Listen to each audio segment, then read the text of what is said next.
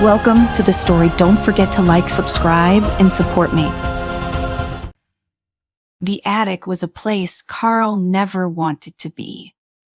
Dusty and dim, filled with boxes of forgotten memories, it had always felt more like a graveyard than a storage space. His grandparents had insisted on cleaning it out before their move to Florida, and being the only one left in the family willing to help, Carl had no choice but to face the tomb of old belongings. He sighed, lifting yet another box filled with faded papers and tarnished brass trinkets. Man, this place is like a museum of boring, he muttered, brushing dust off his jeans. He reached for a box tucked away in the farthest corner of the attic, nearly hidden behind an old chest of drawers. The wood was splintered, the top creaking as he pushed it aside. Beneath it, something caught his eye, a strange glint unlike the dull antiques littered throughout the space. It looked out of place, almost like it didn't belong in this era at all. Curious, Carl knelt down and brushed away more dust to reveal an old leather case, smaller than a briefcase, but sturdier. He flicked open the latch, and inside, nestled in red velvet, was a revolver.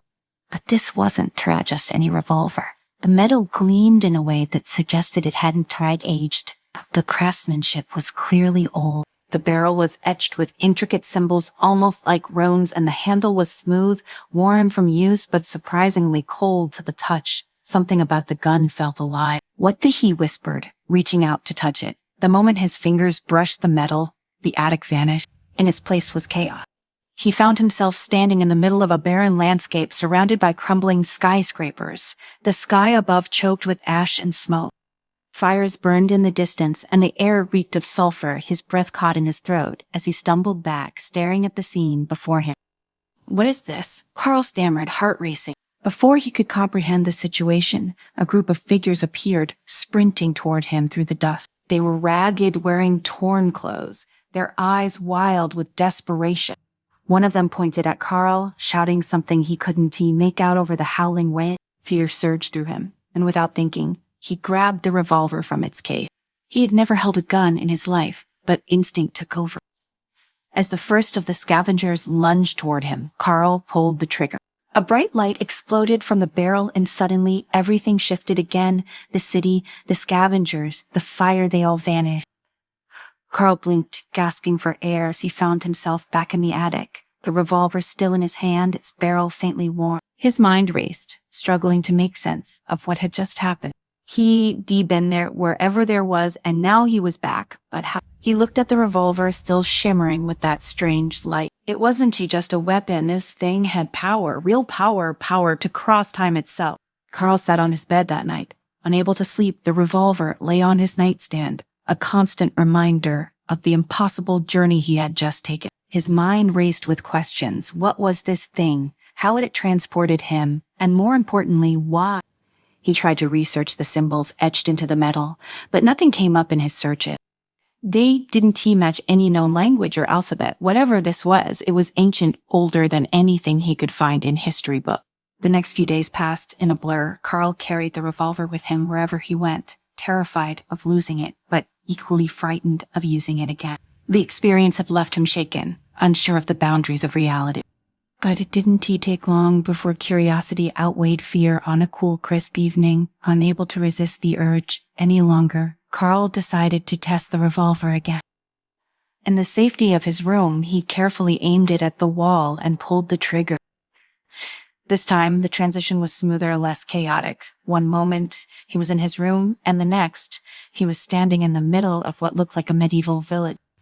The sky was clear, the sun shining brightly, and the smell of roasting meat filled the air. Naples in streets carrying baskets and tending to stalls. "Okay," Carl whispered to himself, "I am in the past." But this wasn't at a peaceful place for long. In the distance, the sound of hooves thundered toward the village, and soon a group of soldiers on horseback charged through the narrow streets, trampling anyone in their way.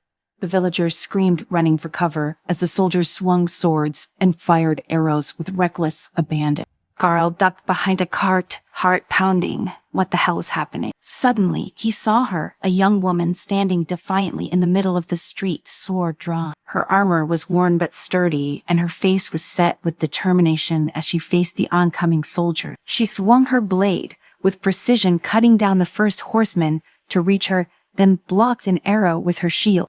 Carl watched in awe. She was incredible. Without thinking, he ran toward her, revolver in hand. The woman spotted him as he approached, her eyes narrowing. "Get back," she shouted, cutting down another soldier. "It's not safe here." "I can help," Carl called out, raising the revolver. "Help you were going to get yourself killed," she snapped, but there was no time for further argument. More soldiers were closing in. Carl aimed the revolver and fired. A brilliant light shot from the barrel, striking one of the soldiers. But instead of simply killing him, the light enveloped the man and he vanished, disappeared without a trace. The woman's eyes widened in shock. What kind of weapon is that?" "I don't know," Carl admitted, his hands trembling, "but I think it can do a lot more than just shoot." She stared at him for a long moment, then nodded. "My name is Amelia. If you want to live, stick close to me." All didn't need to be told twice.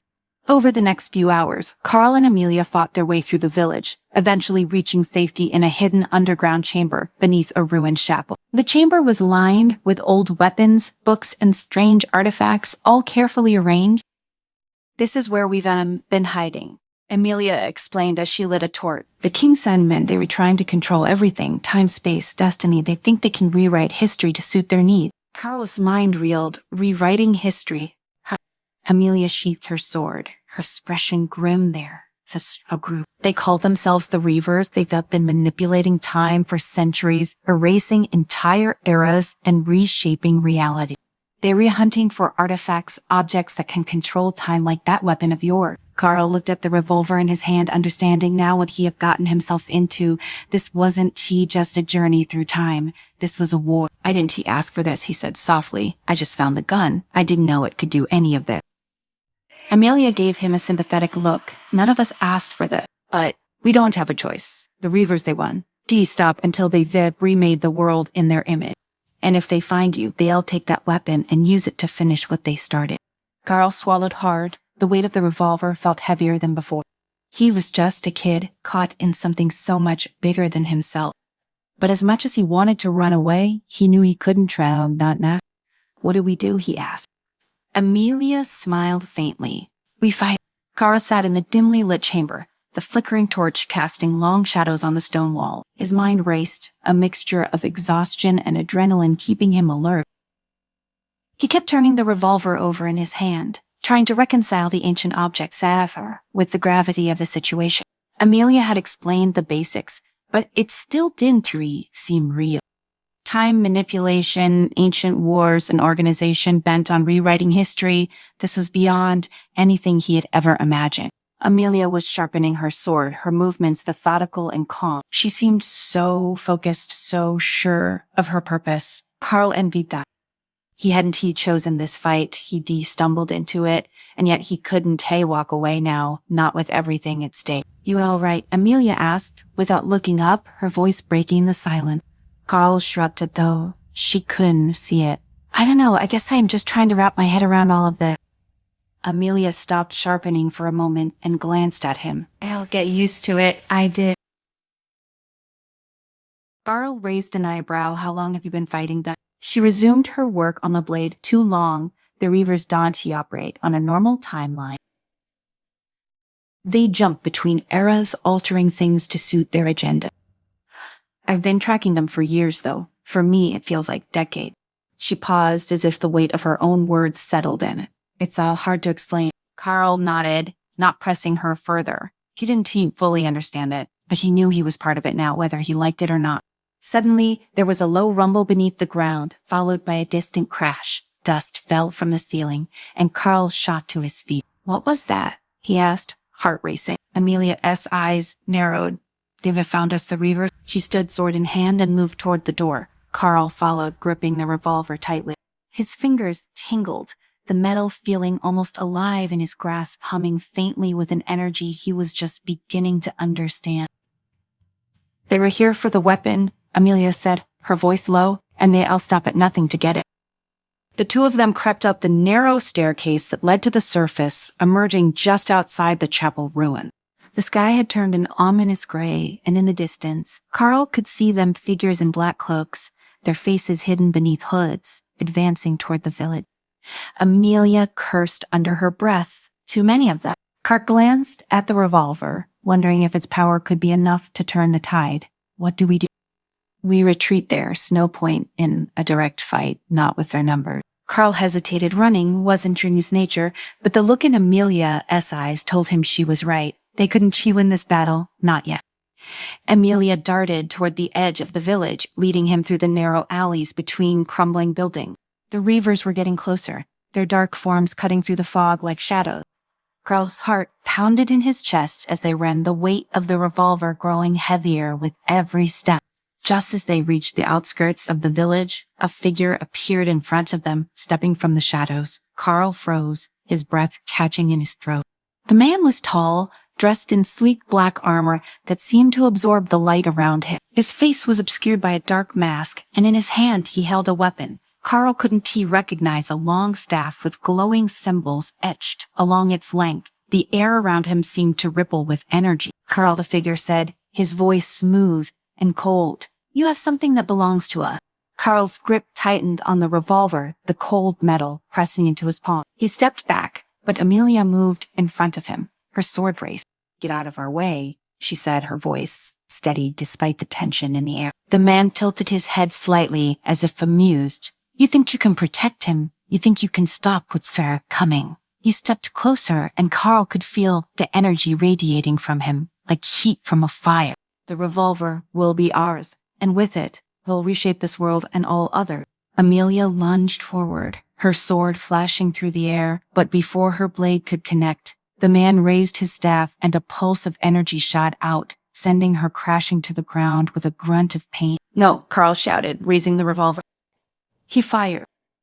The light that shot from the barrel was brighter than before, a searing burst of energy that tore through the air. The man staggered back, clearly not expecting the power of the weapon, but he didn't fall. Instead, he straightened, his grip tightening on the staff. Interesting, he murmured, his gaze shifting to Carl. You were more dangerous than I thought. Before Carl could fire again, the man vanished into thin air, the energy around him dissipating with a faint crackle. Amelia groaned as she pushed herself up, wincing in pain. Damn it, that was one of their leaders. We need to go now. Carl helped her to her feet, his mind racing. They had barely survived that encounter, and it was clear the Reavers wouldn't stop until they had the revolver. But why? What did they plan to do with it? They made their way through the dense forest at the edge of the village, following a winding path that led deeper into the wilderness. The sound of the Reavers faded behind them, but Carl knew it was only a matter of time before they caught up. What was that guy talking about? Carl asked as they hurried through the trees. What did he mean about reshaping the world?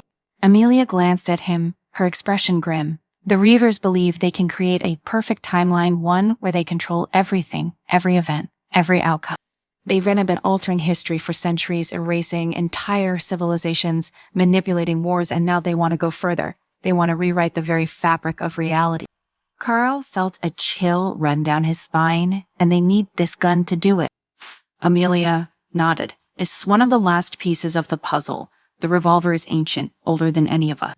It's said to be able to control time itself. Whoever holds it can shape the past, present, and future. That says why we have to keep it out of their hand. They continued deeper into the forest, the air growing colder as the trees thickened around them. Carl's mind was spinning.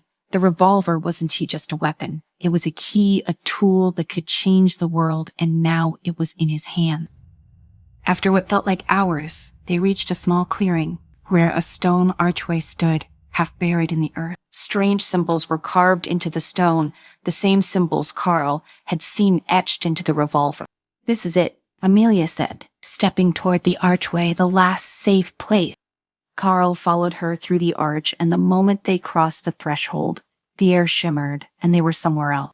The clearing vanished, replaced by a vast underground chamber, its walls lined with strange glowing brown. A large stone pedestal stood at the center, surrounded by ancient artifacts, armor, weapons, and scrolls.